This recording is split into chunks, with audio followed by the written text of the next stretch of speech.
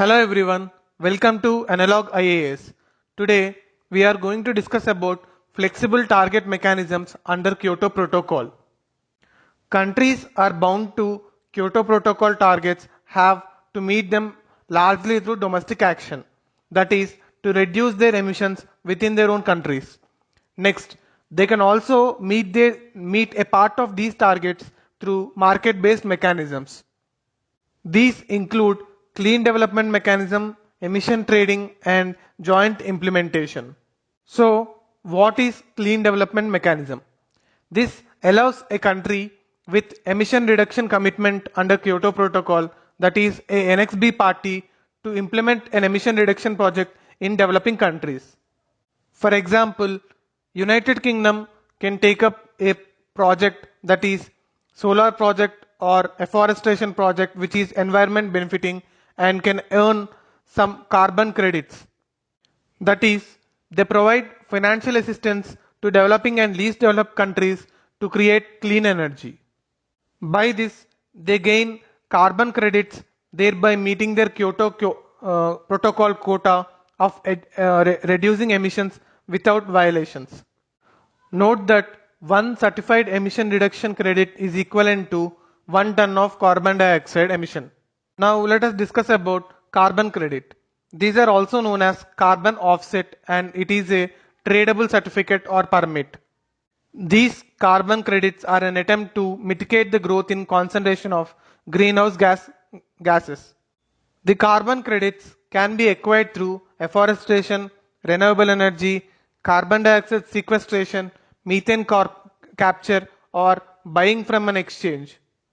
Carbon trading is the name given to this exchange of emission permits. Multi-Commodity Exchange of India has launched future tradings in carbon credits in 2009 in India. Basically, there are two types of carbon trading. They are emission trading and offset trading. The emission trading allows countries to sell unused emission units to countries that have exceeded their targets. The other trading units in carbon market are removal unit by reforestation, emission reduction unit generated by joint implementation project, and certified emission reduction generated from a clean development mechanism project. Next, offset trading. It is also known as carbon project or baseline and credit trading. It is earned by a country by investing some amount of money in projects known as carbon projects which will emit lesser amount of greenhouse gases in the atmosphere. Now let us see what will happen to those countries which do not comply with Kyoto protocols.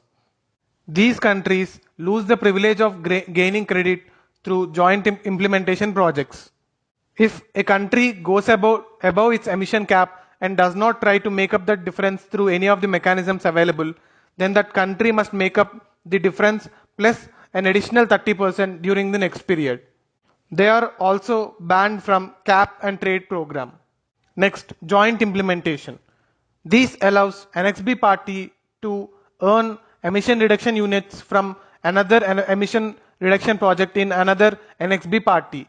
These are flexible and cost efficient means to cut down greenhouse gas emissions. Also, the host party benefits from foreign investment and technology transfer. Now let us see a previous year question based on this. Regarding carbon credits, which one of the following statements is not correct? A. The carbon credit system was ratified in conjunction with Kyoto Protocol. B. Carbon credits are awarded to countries or groups that have reduced greenhouse gases below their emission quota. C. The goal of carbon credit system is to limit the increase of carbon dioxide emission. And D. Carbon credits are traded at a price fixed from time to time by United Nations Environment Programme. The answer is D, because the carbon credits are traded not at a fixed price but they depend on market level movements. So the answer is D. Thank you.